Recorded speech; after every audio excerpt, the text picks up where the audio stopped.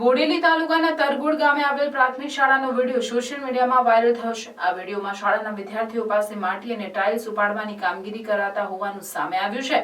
In Bharuch channel આ વિડીયોની પુષ્ટિ કરતું નથી।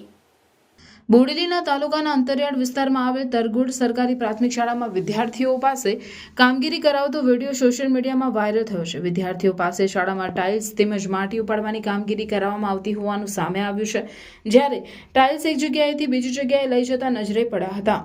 એક તરફ સરકાર બાળ મજૂરીના કાયદા હેઠળ મજૂરી કરતા બાળકો ફરી ભણવા જાય તે માટે જાહેરાત કરે છે અને બાળ મજૂરી કામ કરતા મળી આવે તો તે જવાબદાર વ્યક્તિ પર ફરિયાદ થાય છે, જ્યારે શાળામાં જ બાળકો પાસે મજૂરી કામ કરાવતા શાળાના તંત્ર વિરુદ્ધ કાયદેસરની કાર્યવાહી થશે કે ભીનું શંકેલાશે તેવો સવાલ ઉઠ્યો છે।